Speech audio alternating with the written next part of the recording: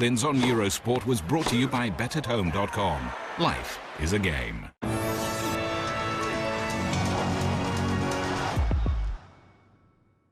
At the heart of the World Series by Renault with Elf.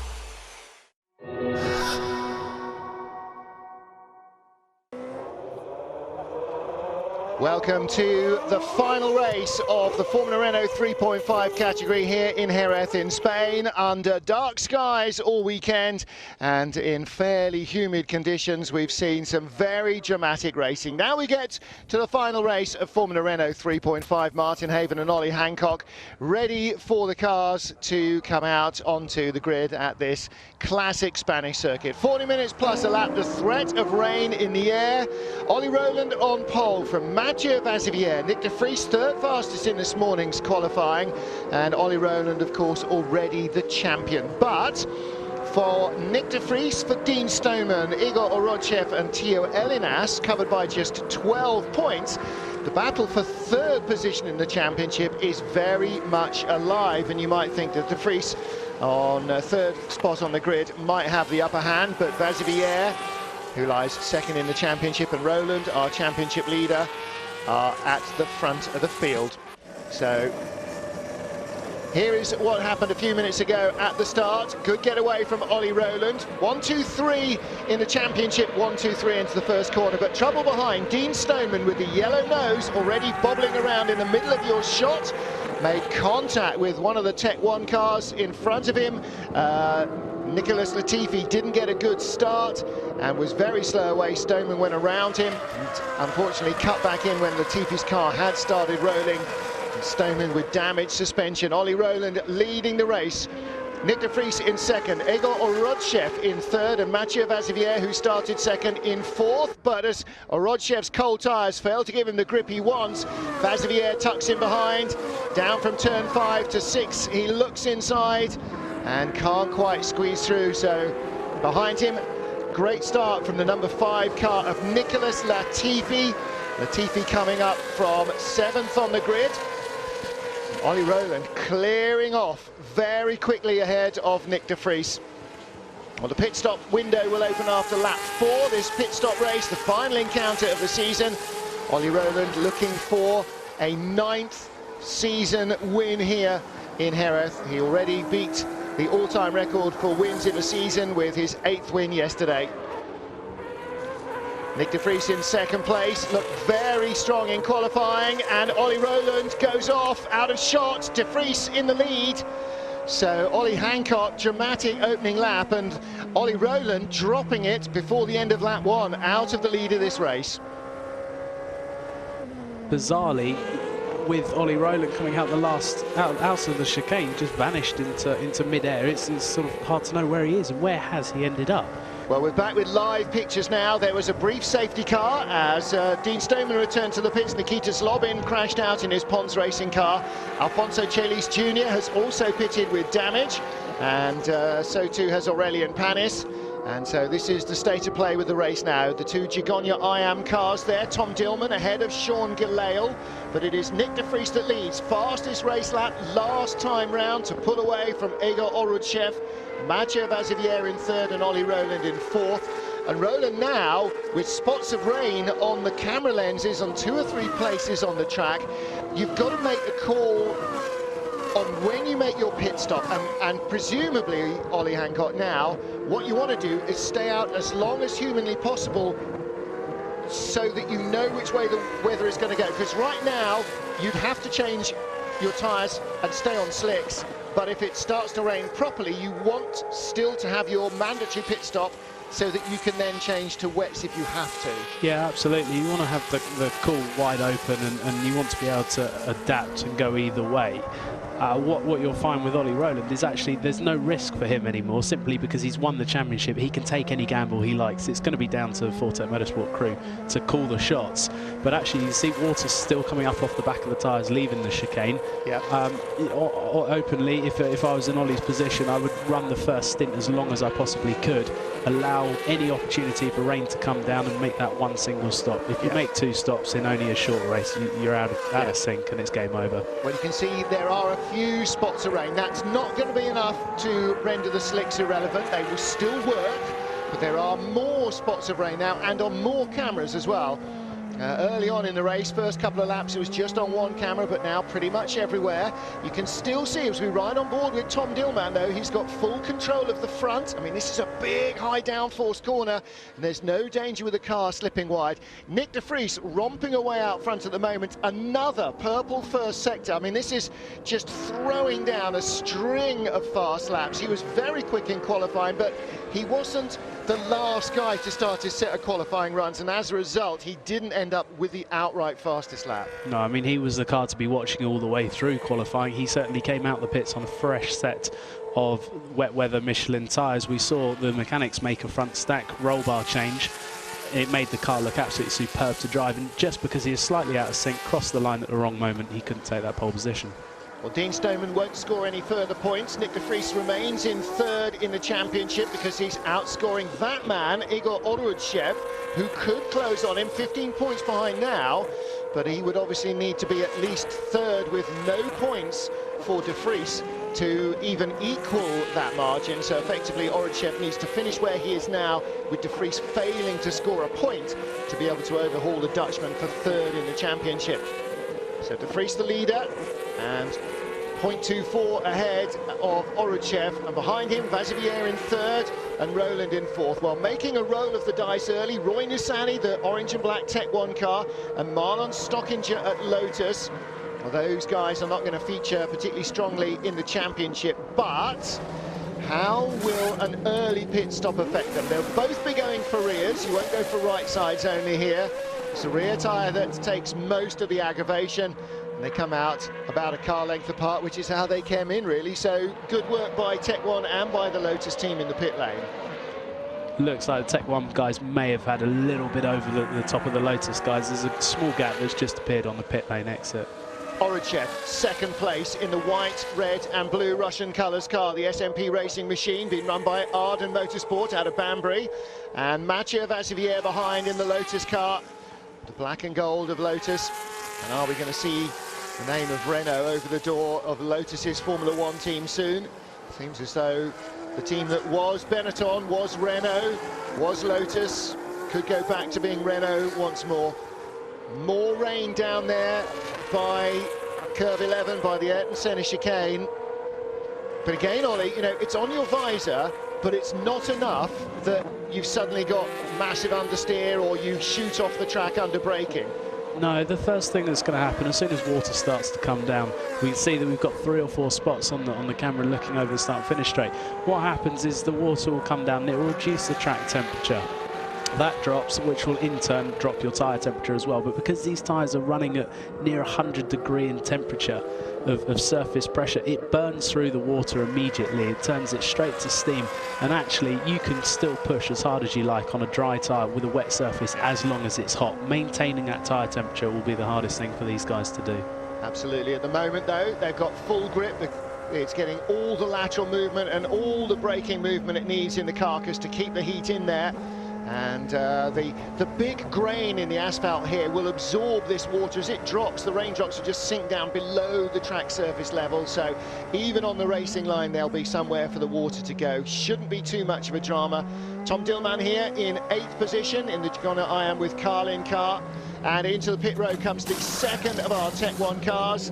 So pit stop for Aurelien Panis. He's already been in once, and that was for contact. I think it was his car. They got a biff on lap 1 as well, so that is his mandatory pit stop now out of the way. That wasn't a particularly fast stop either for the Tech 1 guys. I did see the front of the car up on the jacks as well, so whether or not they've gone for possible fronts, but certain rear tyres. He may well have had more issues. Oruchev under real pressure for second place here. Vazivier giving chase, but look how far Nick de Vries is in front, and Oruchev is certainly the stopper in the bottle. We saw the Russian very good in defence at Le Mans last time out. His season has just got better and better.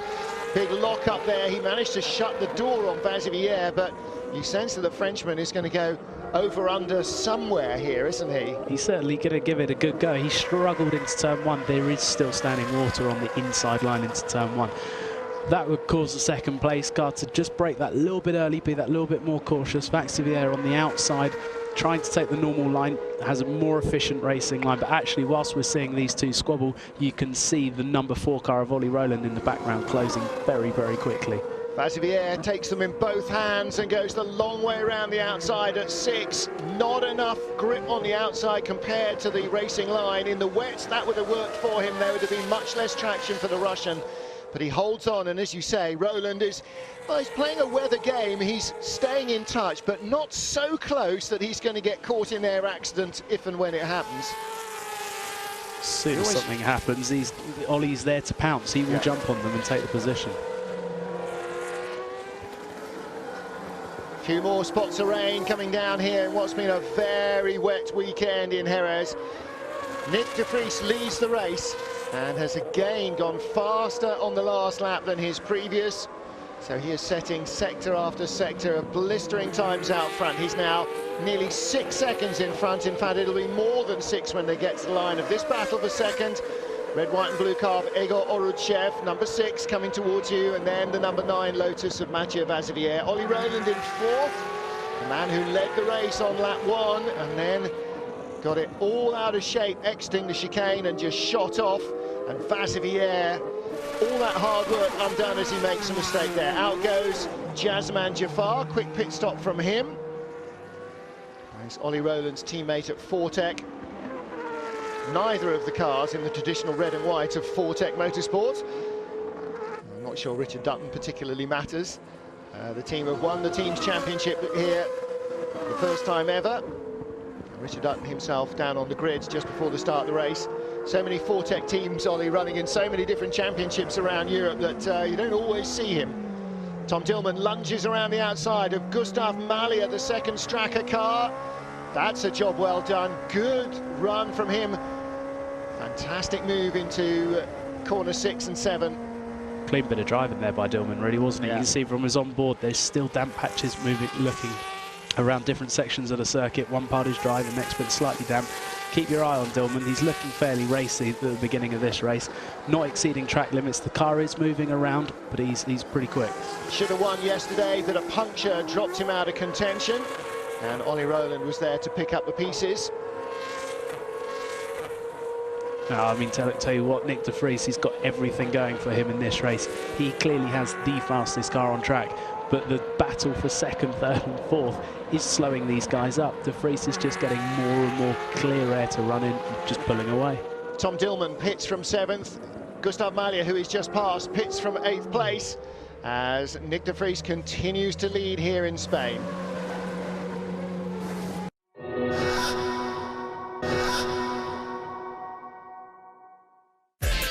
At the heart of the World Series by Renault with Elf. Welcome back to Jerez. Just seeing an attack here while you're away from Mathieu Vaxivier on Egor Orudchev into the first corner, and contact resulting in an immediate right front deflation from the Russian driver, Ollie Hancock. They sort of both converged, really. That was slightly aggressive, I'd say, from Vaxivier. He's the one that came up the inside and moved on the braking. He went left, right, left again, and that's where the contact was made.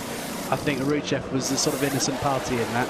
Orudchev, a long, slow run in, and the right front is changed, but the left front nut came off, and that's just adding insult to injury. Really, he would have wanted to change the rears, probably. In the interim, Nick de Vries has just stopped, so he is no longer the race leader. Ollie Rowland stopped a lap earlier, just as the other incident was happening. So Beitske Visser is the car leading on the road. The Dutch girl leads on the road, whereas the Dutch boy was leading before that. So there is de Vries on his lap out from the pits. So it was a good clean stop from the Dams team, very polished, as is de Vries himself here today. I mean, showing the sort of pace that's got him 5 podiums this season, but not yet claimed a win. And actually, in his rookie season, this will be a great time to finish the year with his first win. There's Ollie Rowland, And behind him is Vazivier, the number 9 car. Stewards are going to look at the incident between him and Orudchev, as you must, because 2 cars made contact and 1 retired. But everybody's had to change onto slicks. The rain hasn't yet arrived in any certifiable quantity, has it? Now, interestingly, why is Roland ahead of Vaxivier? Now, that pass didn't happen on the race circuit itself. I wonder if the Lotus squad didn't make a proper stop, whereas the Fortec Motorsport guys did have a good pit stop and they got jumped in the pit lane. Yeah, Fortec had a very good change indeed. Vaxivier, well, don't forget, Vaxivier had that contact and then came into the pits at the end of that lap, so 2 laps ago. So Roland is out. And actually, Ollie may have passed him as Vazivier was coming back out. Again, we didn't see that. There is coming out, that's one of the AVF cars, so that's Bajskavisa. She has pitted from the lead, comes back on in front of Nicholas Latifi and just behind Andre Negrão. So I think that's a net gain from her as well, staying out a little longer. In fact, she stayed out to the end of the pit lane window, came in on lap 14 for the leader. That would have been the final lap of the pit window, so pit window now closed. Everybody's stopped, apart from Nikita Zlobin, whose car is behind the barriers because he didn't get that far. So Bajskavisa, there she is in the orange AVF car, settles back down into 11th place. The white car in front, the Draco racing car of Andre Negrão. Now, maybe she didn't come in time. Had the leader started? No, she was the leader. So when she came in, she was at the end of her 14th lap. Yeah, I wonder if she's overstepped. The leader has completed 50. I wonder if that was the end of her 15th lap. Now, that's just possible. Overstepped the mark slightly. Yeah, just possible, and in which case, it'll be a drive-through. Gustav Malya in 5th, Tom Dillman in 6th. And Dillman had just passed Malya, and then they both came into the pits together. And so Straka have turned their man around and got him back out in front. Didn't see a particularly quick stop for Dillman at Carlin, and don't think Sean Galejos went particularly well at Carlin either, which is a bit of a shame for the team to mishandle 2 pit stops. Yeah, normally Carlin Motorsport, these are the guys that are front running of the pack, multiple champions over the last few years. You would have thought they'd have this stuff nailed. Human error. Even the greatest have a bad day. Yeah, absolutely. We saw on Dillman's car that it was the right rear wheel came off and went back on correctly. It's just getting that wheel lock, centre lock bolt nut inserted. Oh, we've got Nissanay off as well. Roy Nissany off. Who was he battling with? He was behind Jasman Jafar and in front of Andre Negrão. Negrão was all over the back of him. We saw them the last time. And there's a left rear puncture, and that won't have occurred in the barriers.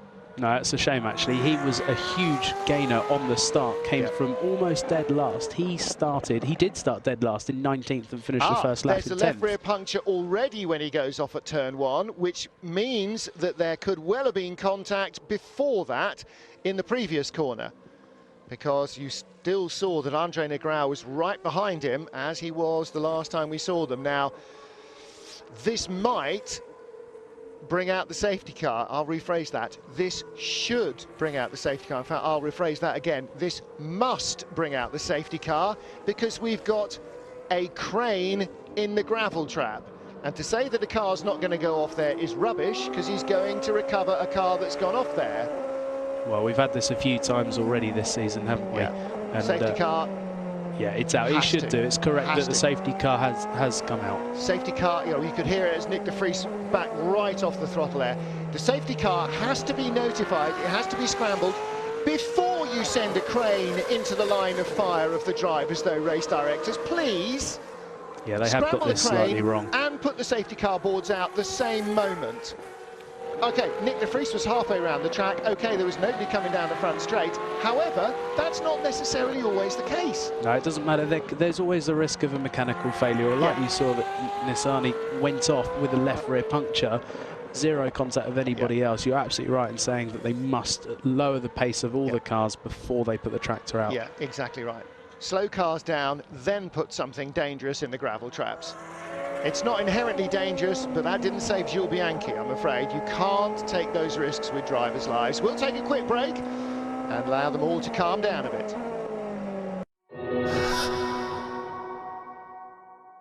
Live Score is available on the iPhone and iPad for free. Every competition, every result, live comments. Eurosport Live Score, available on the App Store.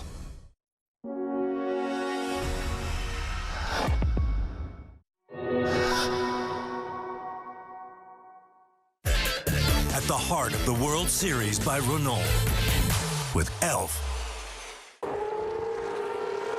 Safety car remains out here in Jerez as we enter the final knockings of the championship. And while you're away, now I'm not adding 2 and 2 together, but Andre Negrão came in for a new nose. Negrão was right behind Roy Nissany when we last saw them on track, and then Roy Nissany went off with a punctured left rear. If you had to stack the odds and probability, Ollie Hancock, you would imagine that possibly there had been front-to-rear contact between Negrão and Nissany, I think. Yeah, you'd say that Negrão was actually sort of in position and Nissany was out of position to where they qualified. There may have been a little bit of frustration coming from the 20 car of Negrão. Centred up the inside, didn't get quite alongside, put the nose just where the rear tyre is, and you make a little bit of contact. They're carbon fibre, it will slice straight through the tyre wall and give you a puncture. And then Nissany got down the end of the straight and found there was no air in the tyre when he went to braking. Down the straight, he wouldn't necessarily have noticed quite so much because the speed, the centrifugal force will have kept the tyre inflated's not the word, but sort of at the right size as the wheels rotation through the rubber out. But then as soon as he goes onto the brakes and he's looking for a bit of grip, nothing goes and he's off. However, cars have now been recovered and we should go green this lap, I think. So what's it done? Well, it's changed the race. Nick de Vries had a 9. What are we seeing here? Ollie Rowland coming out, and that's not Nick de Vries, that's Mathieu Vassivière. So he didn't pass him on track, he got by him after a good turnaround in the pits from Fortec, and a good one, but not quite so good from Lotus. So that's why Rowland's up to second ahead of Vassivière. What it's done, though, is it's negated a 9.9 second margin that Nick de Vries, our race leader, had over car number 4, Ollie Rowland. So now we've got the champion at the end of his second year, and last year's 2-litre champion and the leading rookie in the series, where de Vries has now come up to the level of an outright front runner. He's looked very calm in qualifying, he's controlled this race very nicely indeed. The question is, can he hold Ollie Rowland off for 5 minutes and a lap? Well, what de Vries is doing, he's backed the pack right up. Look, really slow. Rowland saying, come on, get going, get moving. That's not strictly illegal, he's not alongside, but that wasn't a good jump from Rowland. He actually probably positioned himself in the worst possible place there. He should have been on the back of his gearbox. You can see he's already under pressure from Vassivière in P3. Oh, and right behind Vassivière, Gio Elina smokes them up on the front of the Straka car. Around goes the ABF car, bites Kavissa, and that's Marlon Stockinger, but I'm not sure he caused that. I think he got caught up in that. I think Roy Nissany may have hit the back of Bites Kavissa, and behind Jasman Jafar, Jan Kunamaru, and Galail forcing Jafar onto the dirt, and he's forced Jafar onto the dirt, in fact, because Galail comes through not quite on his own. Jafar has held on. There's Jafar in the silver car that looks like a Mercedes, and Galail in the yellow car, and behind them, Nicholas Latifi's got by Yun Kanemaru. So Latifi has retaken the place off the Japanese. This is what I've been wanting to see all season. It is Nick de Vries, Ollie Rowland up the front. Oh, we've got contact to the back. We've got a car running wide. It's a replay of what we've just seen before. And it was, in fact, Marlon Stockinger who tagged Bites Kavissa, because Latifi, who dropped back, had gone out very wide because he got it wrong under braking, or got it wrong on the safety car laps and didn't have enough heat in the tyres and the brakes. So, yeah, Rowland didn't make the best of getaways. The mind games he was playing with de Vries, I think, probably bounced off the Dutchman a little bit there, actually, because de Vries is sitting there going, I go as slow as you like, because you can't go by me here. De Vries has already pulled a 7/10 lead on this lap. He's now 1.3 ahead, but he did cross the line 7/10 ahead. And Ollie Rowland's probably getting a little bit frustrated, sat alongside him. Like you say, trying to play mind games. This sport has a lot to do with getting your mind in the right place at the right time. And already you see de Vries has just gone purple, the fastest sector overall. In fact, he's done the fastest lap of the race on a 32.1 versus Rowland on a 32.9. Rowland under pressure from Mathieu Vassivière in the Black Lotus. This is the battle for second place. Car number 4, Ollie Rowland, the new champion. Car number 9, Mathieu Vassivière. Rowland looking for win number 9 of the season here today. But I don't think that Nick de Vries is going to give it away. Rowland led away from pole, lap 1, got it wrong exiting the chicane, and all that water in the final element of the chicane, I'm suggesting, is probably what turfed him off the track. Now, he knew it was there, but trying to push to get away from De Vries, I think he just made a human error, and the AVF car in the pit lane bites Gavissa. Her season ends in retirement, I'm afraid. So the Dutch girl is out. Just look at the lead that De Vries is now pulling. He's just doing his fastest sector 1, fastest sector 2. This guy's got it under control. He has got supreme confidence in his dams supported. They questioned Jean-Paul Driot on the grid at Le Mans as to why Fortec had overtaken Dams in the championship, and he said, we've got 2 rookies. And you say, well, okay, you know, but the team know what they're doing.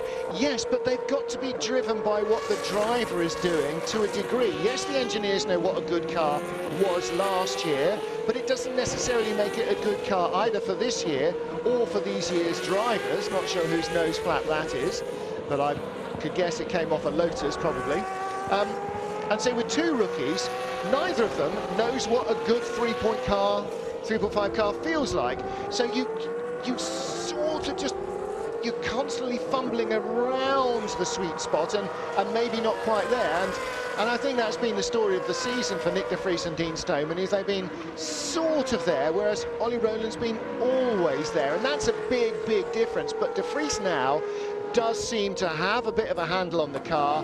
And if he stays in next year's championship, then for certain he really should be a front runner.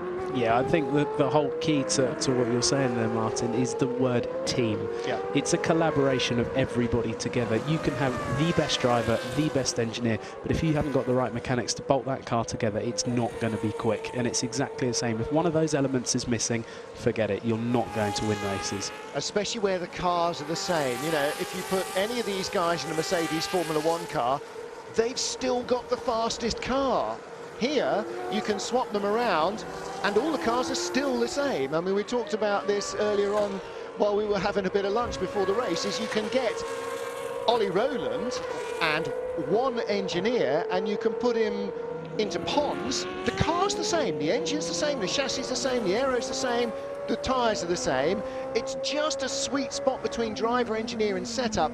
Ollie Rowland could probably win in a Pons car, whereas currently Pons can't find pace with a map and a torch. So, you know, it is a combination of everything, but especially so here, you've got to have everything in the sweet spot because the cars are so similar. Yeah, well, it's exactly what you're saying is absolutely valid. We're watching Tillman pushing as hard as he possibly can. Yeah, all over Gustav Malya.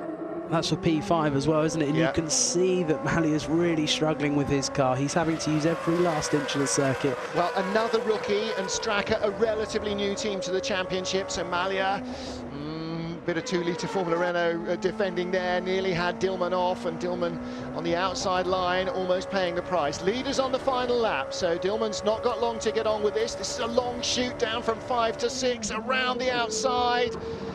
Got to cut back now, got to try and force it, because you can't sit on the outside there in the dry the way you can in the wet when everybody's scrabbling for grip.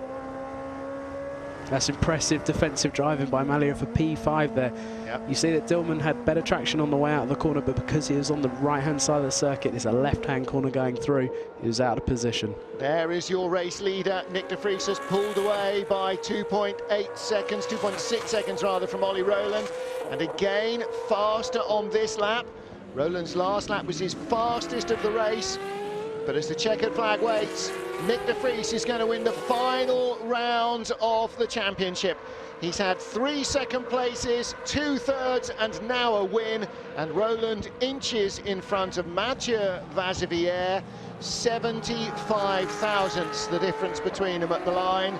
Rowland letting him have a tilt to the checkered flag that in the end was a little in vain. Tiuelinas 4th, and then in the gaggle behind, Malya, Dillman, Urutchev, who looked like he might have been on the podium earlier on. Then Jafar, Galeel, Latifi, Kanemaru, Negrau, Panis and Stockinger. So there, the Dams team looking very happy indeed. A win at the end of the season.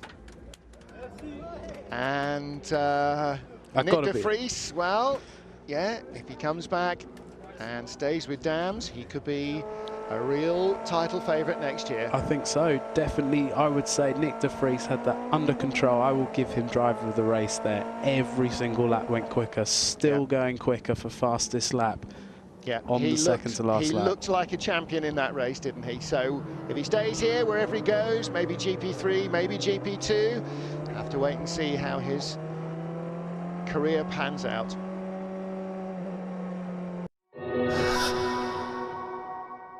Part of the World Series by Renault with Elf. Nick de Vries wins the final race of the Formula Renault 3.5 Championship for 2015. Ollie Rowland, the champion, misses out on win number 9. Second place, Mathieu Vazivière completing the podium. Well, not quite the valedictory performance today that Ollie was looking for. He won a record 8th race yesterday, but Nick de Vries, potentially the man for the future. He claimed victory today for the Dams team. The McLaren young driver on the top step of the podium for the first time this year. It'll be his 6th podium visit.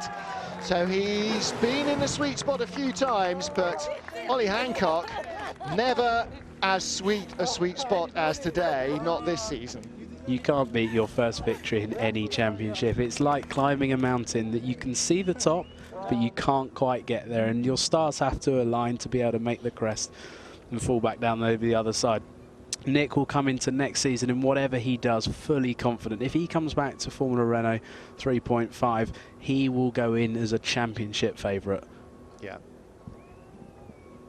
Well, a great race from him. There's Ollie Rowland and the Racing Steps Foundation with champion here in Formula Renault 3.5. Ben Barnicoat won the final race of the 2-litre Euro Cup earlier today in Racing Steps Foundation colours. So RSF have done another sterling job with these young men, as they have with almost, you know, half a generation now of young British drivers supporting them. Nick, you've Here's been our looking race for winner. it all season. How does it feel to finally get your first win in FR 3.5? I have to admit, it feels like a massive relief.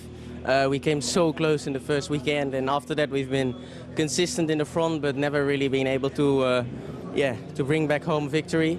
Coming to this weekend, we obviously knew third place and first rookie was going to be tight, and I stayed cool, and the team and myself worked really well together to achieve the best possible result. And I think today everything just went to our side, and I gave it all, and then our pace was really strong. At the last safety car restart, it's a bit disappointed because I just made a massive gap, so I had to do it all again. But very happy to bring home a victory for the team, myself, and everyone supporting me. Nick, how special is it to finish as the best rookie and third on the overall podium? You would not imagine how much pressure I put on myself to try and grab it, especially coming here. Last night I didn't sleep at all, but we did it. Thank you so much, Nick.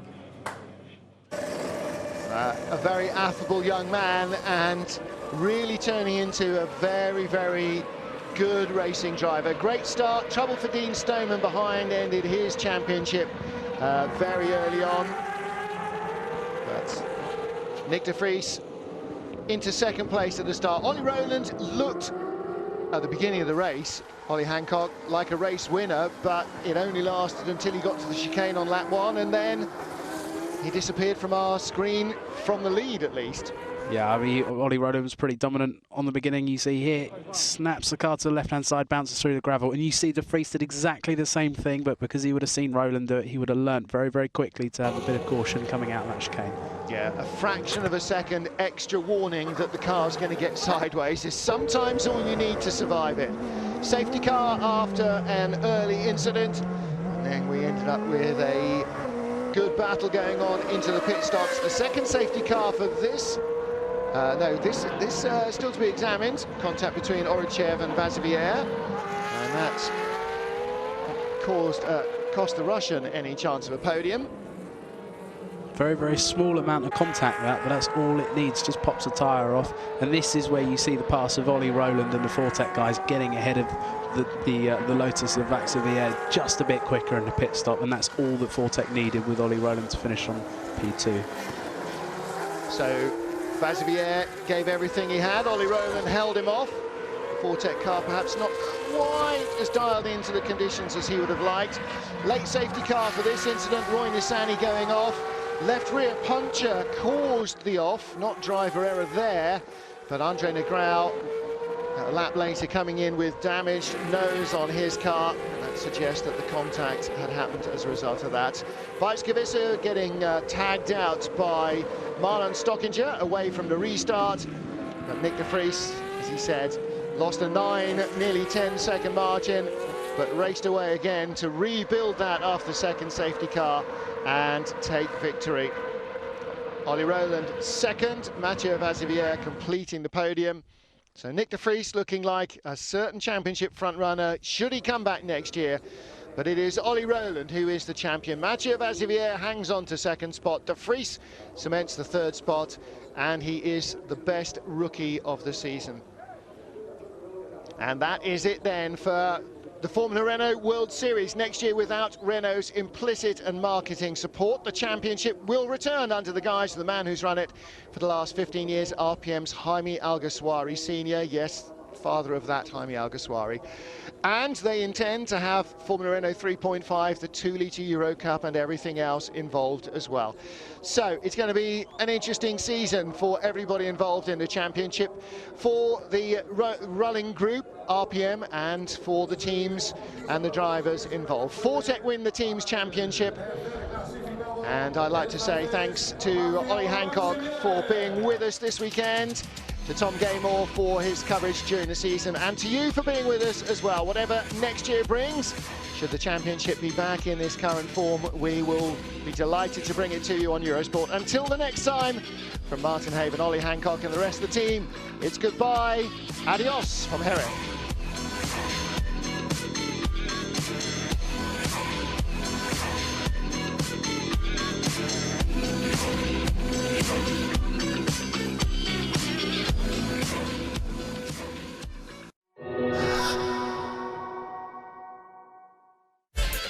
At the heart of the World Series by Renault with Elf.